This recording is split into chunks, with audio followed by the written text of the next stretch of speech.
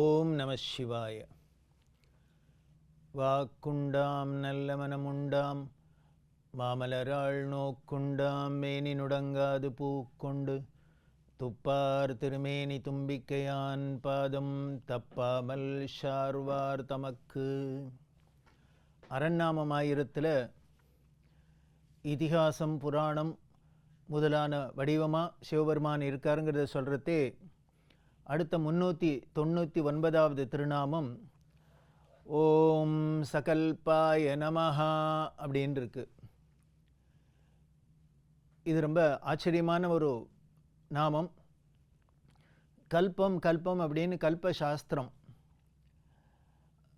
அந்த கல்பசாஸ்திரத்தோட கூடினவர், அதோட வடிவாக இருக்கக்கூடியவர் அப்படின்னு இதுக்கு பொருள்.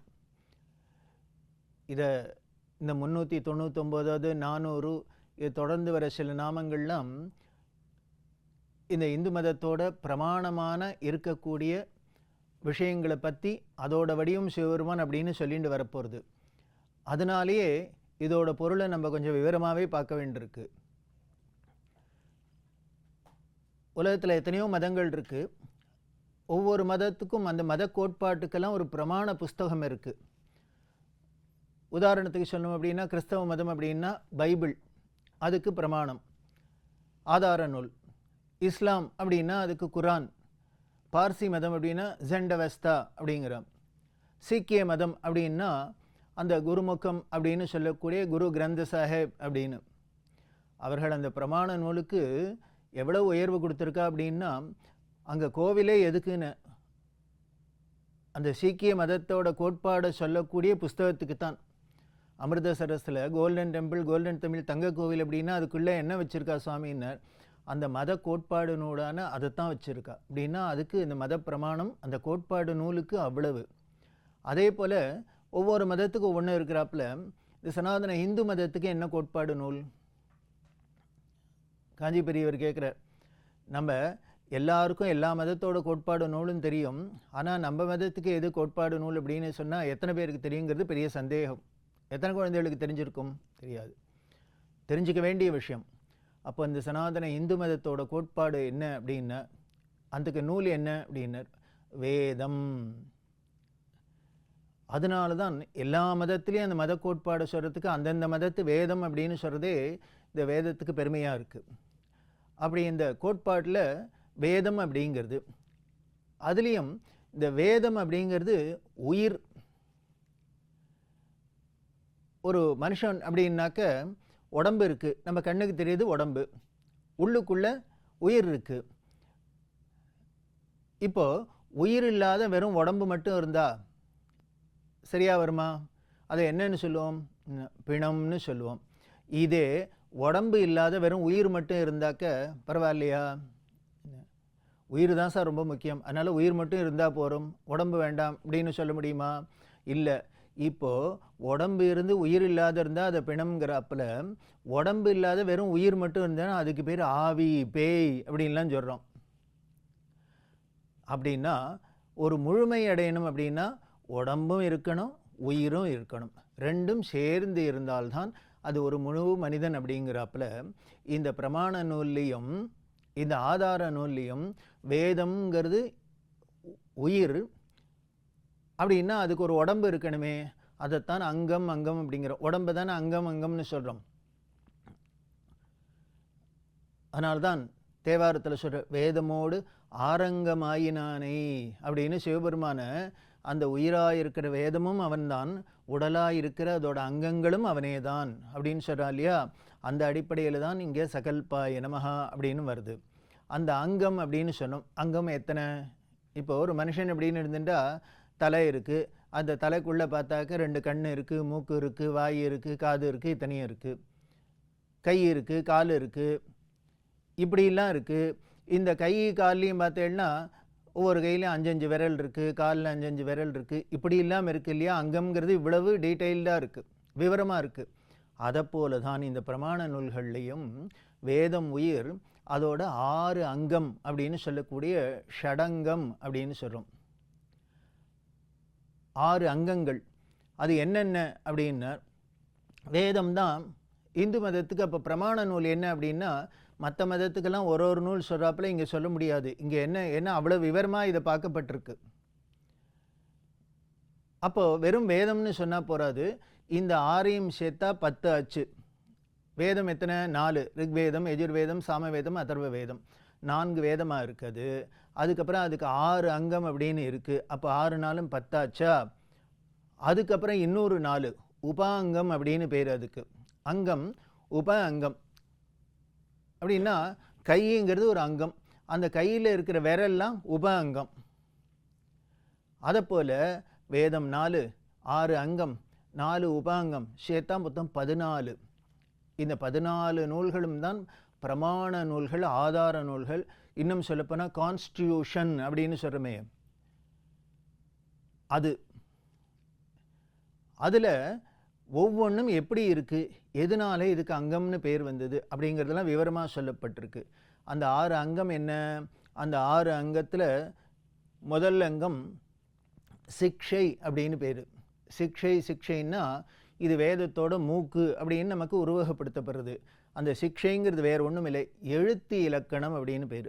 ஃபோனட்டிக்னு சொல்கிறா இல்லையா ஆங்கிலத்தில், அதான். அப்படின்னா அந்த வேதம் அப்படின்னு இருந்ததுன்னா அதில் எழுத்துக்கள்லாம் சேர்ந்தது தானே வார்த்தைகளாக இருக்குது. இந்த எழுத்துக்கள்லாம் எவ்வளவு பரிமாணம் இருக்கணும், அதை எப்படி உச்சரிக்கணும். ஆச்சரியமான விஷயம், இவ்வளவு டீட்டெயில்டாக இவ்வளவு டீப்பாக ஒரு விஷயத்தை எடுத்து ஆராய்ஞ்சு கொடுக்க முடியும் அப்படின்னா அது இந்த மதத்தில், இந்து மதத்தில் மட்டுமே தான் சாத்தியமாக இருக்குது. அப்படி டீட்டெயில்டாக இருக்குது, ஆச்சரியமாக இருக்குது. சும்மா இதை சொல்லு அதை சொல்லு அப்படின்னு சொன்னால் அதை எப்படி சொல்லணும்? இப்போது உதாரணத்துக்கு எடுத்துனா வேதத்துலேருந்து இசைன்னு சங்கீதம் இருக்கிறதுனாலையும் சங்கீத வித்வான்கள்லாம் என்ன பண்ணுறா, சரிகம பதனிங்கிற 7 ஸ்வரம்தான். அந்த 7 ஸ்வரத்தை பல விதத்தில் இப்படியும் அப்படியும் கோத்து வாங்கிறதே பலவிதமான ராகங்களாக இருக்குது. கல்யாணிலையும் இதே சாவை பிடிக்கிறா, காம்போதியிலையும் இதே சாங்கிறது தான் பிடிக்கிறது, அதுலேயும் அதே ரீ இருக்குது, இதுலேயும் இதே ரீ, இப்படி எல்லாம் இருந்தால் கூட கல்யாணியில் பிடிக்கிற சாக்கும் இனிமேல் காம்போதியில் பிடிக்கிற சாக்கும் இதில் பிடிக்கிற ரீக்கும் அந்த ராகத்தில் பிடிக்கும் எவ்வளவு வித்தியாசம் இருக்குது, எவ்வளவு நமக்கு வேற்றுமையாக காமிக்கிறது, பலவிதமான வெரைட்டியாக காமிக்கிறது. இதெல்லாம் எதனால்? இந்த சிக்ஷைங்கிற சாஸ்திரம் இருக்கிறதுனால தான். இந்த அங்கங்கள் எல்லாம் சாஸ்திரம் அப்படிம்போம். பார்த்தா எப்படி இல்லாமல் இதை ப்ரனவுன்ஸ் பண்ணணும், சொல்லணும் அப்படின்னு சொல்கிறதுனால எத்தனை நேரம் நீட்டணும், எவ்வளவு குறைக்கணும், எத்தனை மாத்திரை அதுக்கு இருக்கணும், அளவு இருக்கணும், இது எல்லாத்தையும் இந்த எழுத்திலக்கணத்தை சொல்கிறது தான் சிக்ஷைங்கிறது. அதனால இதை மூக்காக சொல்லியிருக்கு. ஏன்னா மூச்சு அதில் தானே வருது, உயிர் உள்ளே இருக்குன்னாலும் இந்த மூச்சு ஓடின்னு இருக்கிறத வச்சுன்னு தான் நமக்கு இயக்கம் இருக்கிறதுனால. அடுத்தது 2வது அங்கம் வியாக்கரணம். வியாக்கரணம் அப்படிங்கிறது அது வாயா சொல்லியிருக்கு. வியாக்கரணம்னா என்ன அப்படின்னார், கிராமர், இலக்கணம். நல்ல எந்த ஒரு கிளாசிக்கல் லாங்குவேஜ் அப்படின்னு சொல்லக்கூடிய பண்பட்ட ஒரு மொழியாக இருந்தால் அதுக்கு நிச்சயம் இலக்கண சுத்தமாக தான் இருக்கும். அந்த இலக்கணத்தை வரையறுத்து சொல்லக்கூடியது தான் வியாக்கரணம் அப்படிங்கிறது. அடுத்தது 3வது சந்தஸ் அப்படின்னு பேர். சந்தஸ் அதை பாதம் அப்படின்னு சொல்லியிருக்கு. சந்தஸ்னால் வேறு ஒன்றும் இல்லை, செய்யுள் இலக்கணம். ஒரு செய்யுள் இருந்தது அப்படின்னா அதில் என்ன மீட்டர் அப்படின்னு ஆங்கிலத்தில் சொல்கிறோம். சும்மா இருந்தது ஒரு பாட்டு அப்படின்னா, ஒரு ஸ்லோகம் அப்படின்னா அது பாட்டுக்கு கிடுன்னு போயிட்டே இருந்தாக்க பிரயோஜனம் இல்லை. அது எத்தனை அடி இருக்கணும், எத்தனை லைன் இருக்கணும், அந்த ஒவ்வொரு லைன்லையும் எவ்வளவு பாதம் அப்படின்பா. அகர முதல எழுத்தெல்லாம் ஆதி பகவன் முதற்றே உலகு. குறள் அப்படிங்கிறதுக்கு என்ன இலக்கணம் அப்படின்னு, மேலே 4 வார்த்தை இருக்கணும், கீழே 3 வார்த்தை இருக்கணும். இப்படி வச்சிருக்கிறதுனால தான் ஒரு அழகு இருக்குது. அப்படி இருக்கக்கூடிய அந்த செய்யுள் இலக்கணத்தை சொல்கிறது தான் சந்தஸ் சந்தஸ் அப்படிங்கிறது. அடுத்தது 4வது நிருக்தம் அப்படின்னு. நிருக்தம் அப்படின்னா அகராதி, டிக்ஷனரின்னு அர்த்தம். ஒவ்வொரு வார்த்தையும் எந்த ரூட்டிலேருந்து வந்தது அப்படிங்கிறத அதெல்லாம் நம்ம ரொம்ப எட்டிமாலஜி அப்படின்பா. ஒரு மொழி வந்திருக்கு, மொழியில் ஒரு வார்த்தை இருக்குது அப்படின்னா அது எந்த ஆதாரத்திலேருந்து, எந்த ரூட்டிலேருந்து, எந்த வேர்லேருந்து வந்திருக்கு அப்படின்னு எல்லாம் ரொம்ப விவரமாக சொல்கிறது தான் நிருக்தம் அப்படின்னு சொல்லக்கூடிய டிக்ஷனரி, அகராதி. அதை வேதத்தோட காதா சொல்லப்பட்டிருக்கு. அடுத்தது 5வது ஜோதிஷம் அப்படின்னு சொல்லக்கூடியது. இதை கண்ணா சொல்லியிருக்கு, வேதத்துக்கு கண்ணு. இந்த ஜோதிஷம் அப்படின்னா நம்ம சாதாரணமாக இனிமேல் ஜாதகம் பார்க்குறது, இனிமேல் எனக்கு இந்த தசை எப்படி இருக்கும், அதெல்லாம் இது ரொம்ப அதில் அடிமட்டத்தில் இருக்கிற ஒரு விஷயம். அந்த ஜோதிஷத்தோட லட்சியமே என்ன அப்படின்னார், கிரகங்களோட நிலையெல்லாம் எப்படி இருக்குது, வானசாஸ்திரத்தை பார்த்து அதில் எப்பப்போ நமக்கு ஒரு காரியம் பண்ணினா அதை ஃபேவரபுளாக நமக்கு அனுகூலமாக இருக்கும் அப்படின்னு பார்த்துண்டு அதுக்கு ஏற்றாப்பில் வானசாஸ்திரம், கணித சாஸ்திரம் இது எல்லாமே இந்த ஜோதிஷத்துக்குள்ளே வருது.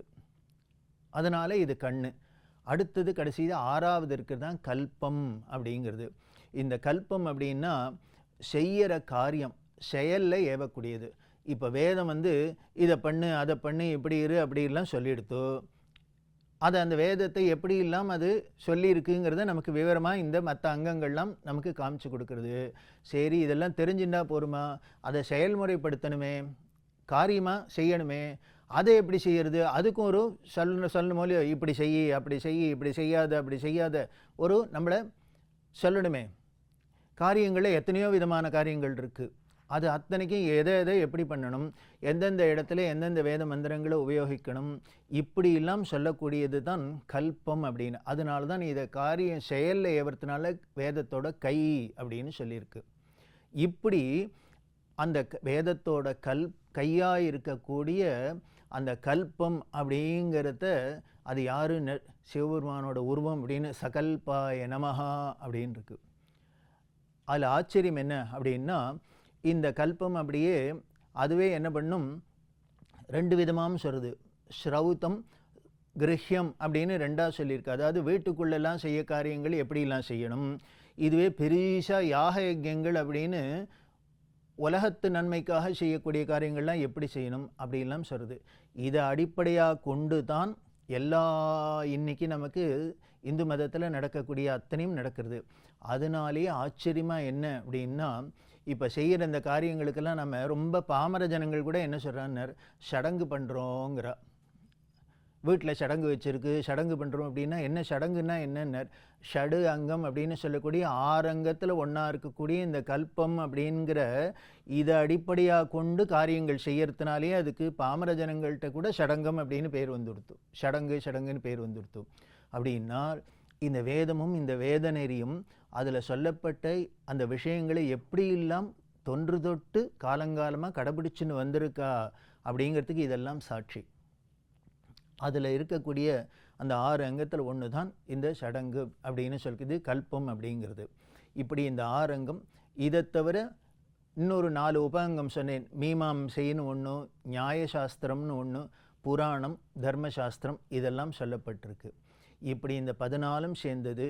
இதுக்கு மேலே இன்னொரு 4ஐயும் சேர்த்து உபவேதம் அப்படின்னு சொல்லக்கூடிய அர்த்தசாஸ்திரம், தனுர்வேதம், காந்தர்வ வேதம், ஆயுர்வேதம் இதெல்லாமும் சேர்த்தா மொத்தம் 18. இப்படி இந்த 18 அல்லது 14 தான் பிரமாண நூட்களாக சொல்லப்பட்டிருக்கு. அது அந்த சிவபெருமானோட வடிவம்ங்கிறதுனால தான் சகல்பாய நமஹா அப்படின்னு சொல்லுது. அப்படி இருக்கக்கூடிய அவர் நம்மளை இந்த செயல்களில் ஏவரர் அப்படின்னு தெரியறது. அவரோட பெருமைகளை நம்ம தொடர்ந்து பார்க்க போகிறோம். ஓம் நம சிவாய.